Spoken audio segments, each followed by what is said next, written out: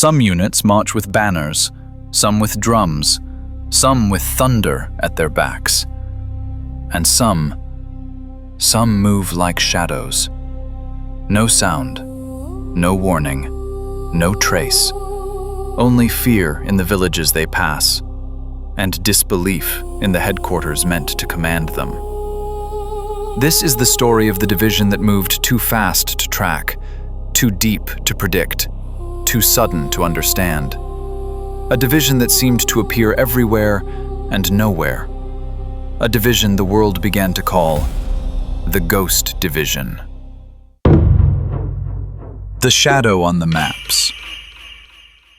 France, May 1940. All across the Western Front, arrows on the maps shifted daily. Red for German breakthroughs, blue for Allied retreats. But there was one arrow that moved faster than anyone thought possible. It slashed through the Ardennes before defenders realized the attack had begun. It raced across bridges that should have been blown. It sliced into the French interior like a blade through paper. But the strange part wasn't the speed. It was the silence. Reports arrived hours late, sometimes days late. Commanders had no idea where the unit was. Even the German High Command wrote, "Position of 7th Panzer Division, unknown." How do you command a division you can't even find? How do you fight a division that moves like mist? The man who disappeared. At the center of this whirlwind stood one figure, Erwin Rommel. A quiet officer with the eyes of a man who saw patterns where others saw chaos. He commanded the 7th Panzer Division with a style no doctrine taught and no manual approved. He outran his own supply trucks. He outran his orders. He outran communication itself. Whenever headquarters tried to locate him, he had already advanced. Whenever his enemies tried to intercept him, he was already beyond their horizon. Some said he had an instinct for the battlefield. Others said he simply refused to stop moving. But to the men who followed him, it felt like something else, as if Rommel could sense the weakness in an enemy line before the enemy even knew it existed. As if he could see the battlefield not as it was, but as it would be minutes later. The result was terrifying. His division didn't just attack, it materialized. Into the Ardennes. The Ardennes Forest was supposed to be impassable. Dense, dark, twisted. A natural barrier no armored division could cross quickly. The French believed it. The British believed it. Even some German officers believed it. Rommel didn't. He drove his armored columns straight into the trees, through narrow roads, across choking dust, past wrecked vehicles that clogged the path. Where others slowed, he accelerated. Where others hesitated, he pushed. The forest swallowed the 7th Panzer Division whole. For 2 days, there were no reports, no updates, no signals, just silence. Command assumed the worst. The division is lost. It wasn't. It was already behind French lines. The division with no shadow. When the 7th Panzer broke out of the Ardennes, everything collapsed at once. French regiments retreated in confusion. Command posts were overrun before they even realized Germans were near. Entire defensive lines fell to an enemy they hadn't expected for another 24 hours. But the strangest moments came from civilians. Villagers wrote later, columns of tanks appeared without sound, as if the forest had breathed them out. Motorized infantry followed, faces coated in dust, eyes locked forward. And then, they were gone again. By the time French reinforcements reached the village, the 7th Panzer had already advanced dozens of kilometers deeper. It was as if the division left more rumors than tracks, and rumors spread faster than steel. crossing the Meuse. The Meuse River was a natural fortress. Steep banks, heavy fire, French artillery dug into ridges. Crossing it should have required hours of bombardment, methodical bridging, precise coordination. The Ghost Division took minutes. Rommel pushed his men across under blistering fire, directing operations from the front with reckless speed. Bridges burned, engineers fell. Shells tore the water into white fountains, but the division kept moving.